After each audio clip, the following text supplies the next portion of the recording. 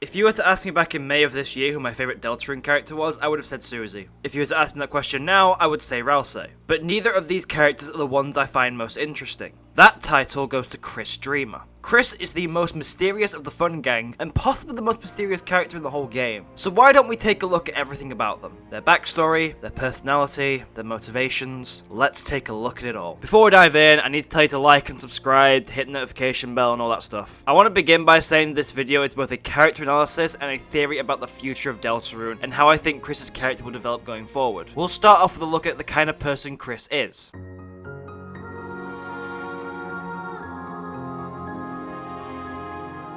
Kris is a human, the only one in all of Hometown. I think the best way I can describe him is as your typical young teenager. They have a reputation as a bit of a prankster given how they've done things in the past, such as creeping out Noelle by hiding under her bed, making her scared of humans under the bed every night. Their pranks seem to be targeted at anyone and everyone, given how Toriel reacts when you call her on your mobile phone. They seem to really enjoy just being a bit silly from time to time and just having fun. I mean, look at these two scenes from Chapter 4 in particular.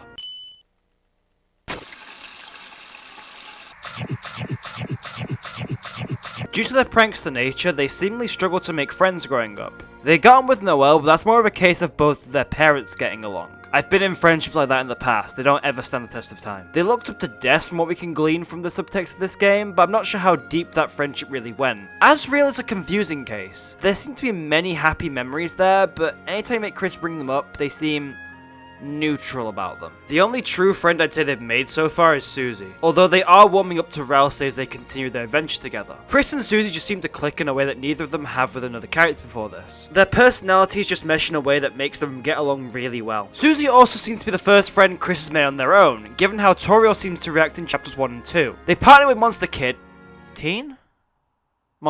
before Susie moved to the school. Now they're sort of a dynamic duo. Two pranksters who can truly help each other. I did consider going over how Kris will be perceived by Susie going forward, given the fact that Kris is technically two different people right now, but that's probably better saved for a Susie character analysis. For now, why don't we look into the oddity that is Kris's soul.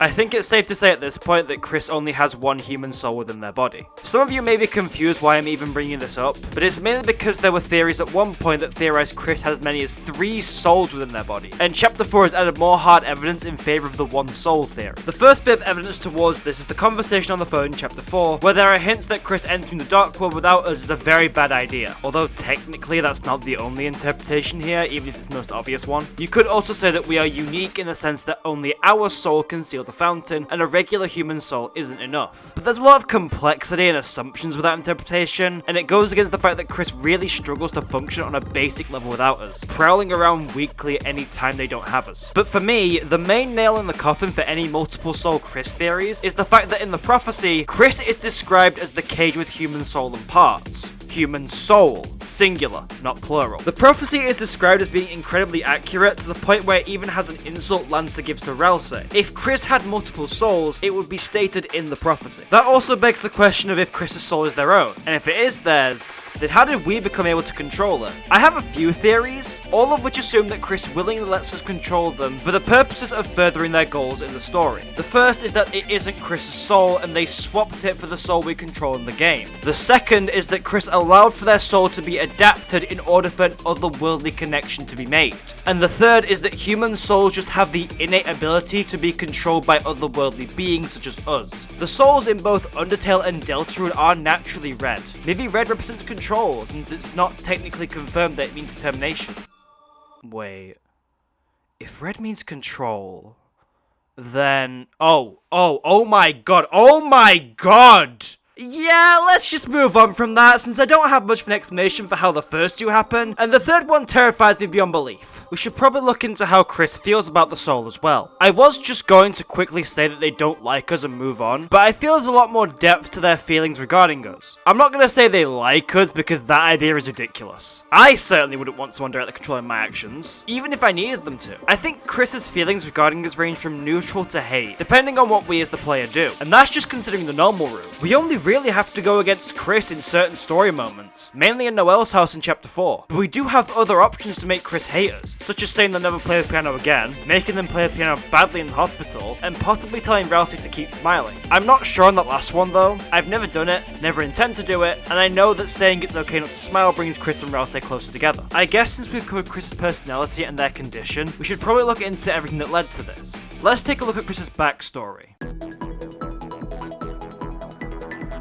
Kris was adopted by the Dreemurr family at a pretty young age. I personally think this was somewhere between the ages of 3 and 7, since Noelle says that Kris has been their neighbour for ages, and I like to assume that everyone in Kris's class is between the ages of 12 and 16. They grew up with their dad Asgore, mom Toriel, and older brother Asriel. Kris seemingly has no connection with their original human family, and seems to also have a bit of a disdain for humans in general, as we see when they quickly shut the library book as soon as they see strange humans. Their family was also close to the Holiday family, consisting of Rudy, Carol, Des, and Noelle. The 4 children, Kris, Asriel, Des, and Noelle, have a lot of stories where they all hung out together, whether that was at Kris's house, Noelle's house, or just out and about in the surrounding areas of hometown. I touched on this partially during the personality section, but it's unclear to me how well Kris got on with each of them. In regards to Noelle, who is the most clear of the 3, they got on fine, but it wasn't really a very deep friendship, unlike the one between Kris and Susie. We see a lot of positive memories between Asriel and Kris, with one of the photos showing Asriel using the knockoff controller that we originally assumed Kris would end up using when we saw it during chapter 1. But whenever we bring up Asriel,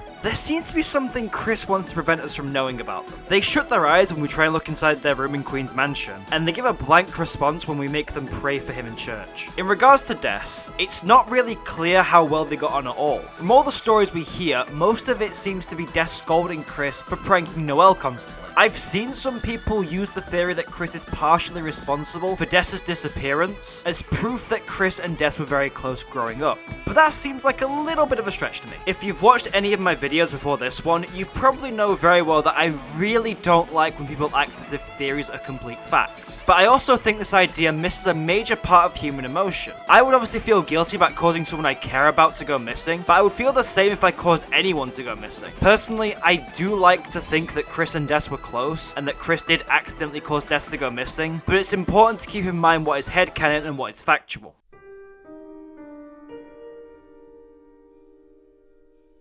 Speaking of headcanons, I think it's important that we look at Undertale, since despite their lack of an appearance, there's a popular theory that I want to dive into as a suggestion for some plot developments in Deltarune. Some of you probably know where I'm going with this. Kara in Undertale fits a similar role to Kris in that story. Both were adopted into the Dreemurr family when everyone is still together, both wear green and yellow striped shirts, both like pies and chocolate, both have a disdain for humanity, and both have an affinity for knives. Heck, originally, Kara's name was most likely meant to be a meta joke, reflecting the fact how you as the player are accepting the distinction between yourself and the character you play as. It only really became the most commonly used name to refer to them in fanworks due to misinterpretation of what the true name really meant, and it only became canon recently thanks to the 10th anniversary stream. Personally, I'm happy this distinction has been made and that we don't have to call these two Kris Undertale and Kris Deltarune. Some of you may have noticed that I brought up Kara's like of pies, chocolate, and knives, but those are only made clear when you accept the theory that Kara is the narrator of Undertale, which is a theory I personally subscribe to because it elevates Undertale's narrative in an interesting way. But if we're going to believe in that theory,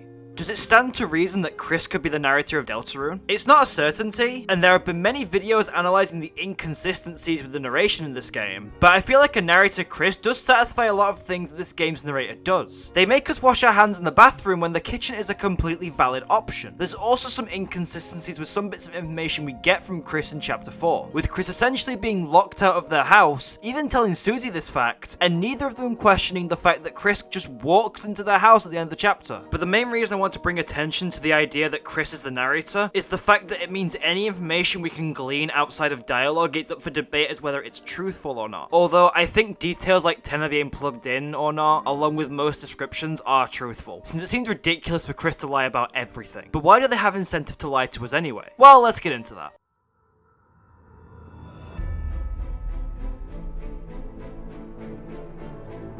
Kris is both the protagonist and antagonist of Deltarune. They are the reason why we can do anything in this world, and they are also trying to stop us from doing anything in this world. Kris is one of the prophesized heroes, and Well, most of their actions are done by us, so there's not a whole lot to analyse about their nature as a protagonist. They do willingly defend their allies when necessary, like in the King battle, but most of Kris's actions as a member of the Fun Gang are performed by us. So it seems harsh to judge Kris on certain criteria that we as the player do. There is one thing I want to bring up, and that's the fact we can start from any chapter without carrying over any save data. Since we as the player are an active character in the story, a lot of players, myself included, assume that these save files were giving us a glimpse into what Kris would do independent of our control. But the more I look into it, the less I'm sold on that idea. The main reason for this is the fact that Noelle describes Kris as not being themselves when you're in Dessa's room, regardless of whether we as the player have controlled Kris since chapter 1 or just started in chapter 4. I'm sure we'll get some lore explanation for this later down the line, considering the game tracks what chapter you started at. But for now, this feature remains a mystery in Deltarune's narrative. There's a lot of traits about Kris that I'll cover at a later point in the video, but I want to focus on Kris's role as an antagonist to us as the player. Kris is working against us, and there's information that they don't want us to know. Mainly the Knight's identity and the code to the shelter. I'm gonna say with 100% confidence that Kris is working with, bare minimum, Carol and the Knight. I make the distinction between the two for the simple fact that it works regardless of your interpretation of the Knight. There's a lot of debate as to whether Asgore is a part of the shelter Wi-Fi group, but as a Rudy Knight believer, I do think that he is part of this group, mainly due to the black shard he has. But for the sake of this video, I'm not gonna bring him up in discussion again. Carol and the Knight are basically confirmed to working with Kris for whatever reason, and I'm not even gonna try and suggest a way that they aren't, because I can't find any evidence to suggest that. From who they're allied with, we can assume that their goals are to cause the roaring for some unknown reason, most likely for some purpose beyond destroying the world. But they also want to prevent us from entering the shelter, likely because it's their base of operations, and it's where Undyne is being kept. But why does Kris want to do this? I'm gonna cut straight to the point here. I don't think Kris really wants to be doing what they're doing. I think they want the objective of what Carol and the Knight want to do, but the means to reach that seem to be putting a lot of stress on them, as if they're leading a double life.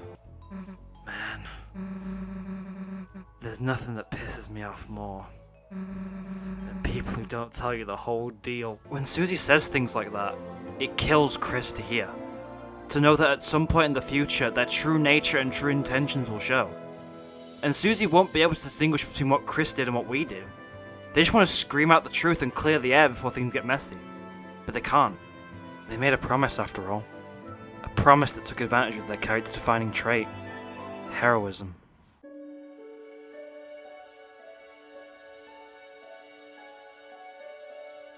Before we dive into Kris's trait of heroism, I want to look at 4 of the 5, technically 6, Lighteners that we see in the Dark World, those being Kris, Susie, Noelle, and Birdley. Let's start with Susie. If we look at Susie's design in the Light World, she seems like she has this tough exterior. Long jacket, ripped jeans, plain shirt, and her eyes are covered by her fringe before chapter 2. But in the Dark World, her dark brown, almost black hair and purple skin changed to a more vibrant pink skin and magenta or burgundy hair. But her clothes still reflect that tough exterior. I interpret this design as a way of reflecting Susie's hidden depths. Susie is a character who wears her heart on her sleeve, and I think this design is to reflect that both sides of Susie that we see, her tough exterior and kind interior, are both equal parts of Susie's personality. We also see a large part of Susie's personality reflected in her gameplay, that being her want to protect her friends that we see across the game, but especially in this scene with Susie protecting Kris and Rousey. She has the highest HP of anyone who joins the party, the strongest offensive attack in the game, and she has healing magic which she really enjoys using. All of these can be grouped together as willing to protect her allies from harm.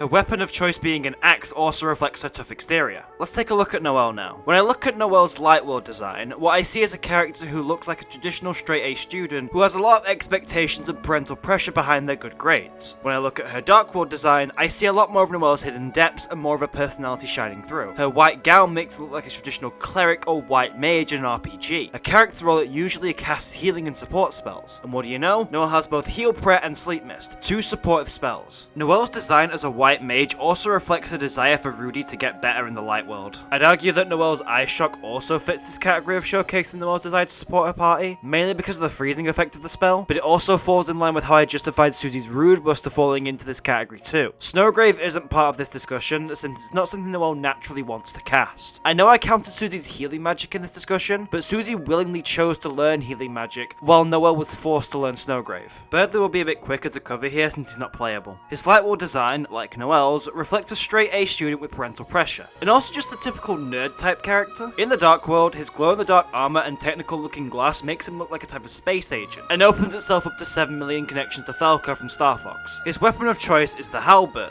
and his attacks in his boss fight are themed around birds, grades, and gaming. Something straight A student, something typical nerd, something alpha gamer. Well, I'm not a gamer, so maybe they'll respect me.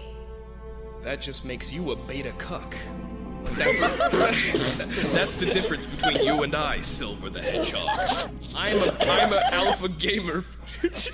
The reason I bring up Susie, Noelle, and Bradley is simply because it showcases how the outfits of the Light World characters in the Dark World reflect their inner personality and desires. With that, we can look at Kris's appearance, and their heroism becomes a very clear trait. In the Light World, their outfit is really plain and standard. Nothing really stands out about it. In the Dark World, however, they wear pretty traditional armor, which we would usually see on your typical hero in fantasy novels. Kris is also reflected as a traditional hero and leader type in their gameplay. They have various acts to command the party. They act first in the turn order. Their weapon is a sword and shield, among other things. We aren't the ones who protect Susie from King's attack.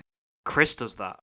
We aren't the one who unleashes all our rage onto the night when they swoon Susie and Rousey. Kris does that. We aren't the one who stands firm as the first one to take all the bullets from the knight's dagger onslaught. Kris does that. We aren't the one who hugs Rousey at his lowest moment. Even if we point Kris in the right direction, Kris does that on their own. All of this proves that Kris is a deeply heroic person. They likely made the promise to help out Carol and the Knight because they initially believed that the goal was morally right, whatever that promise was. But I think that'll open the door to a dark twist in later chapters.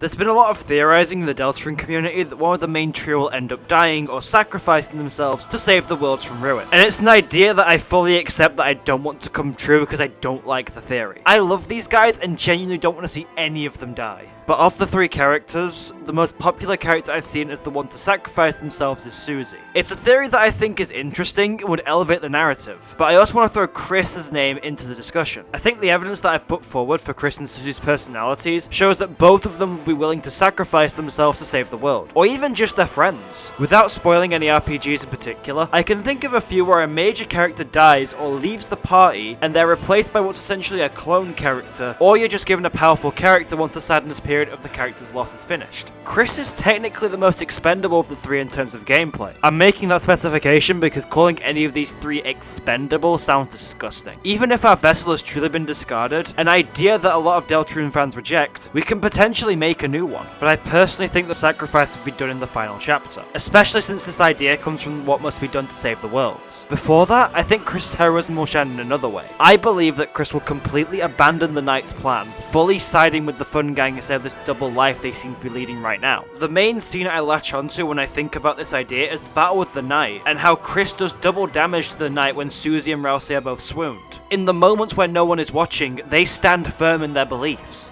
Even when no one knows what they're doing, they still choose to do the right thing.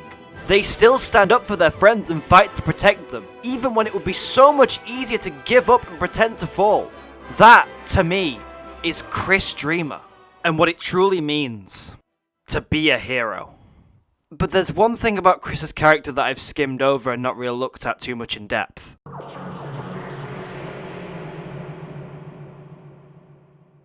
One set of events that they experience that truly shakes them to their core.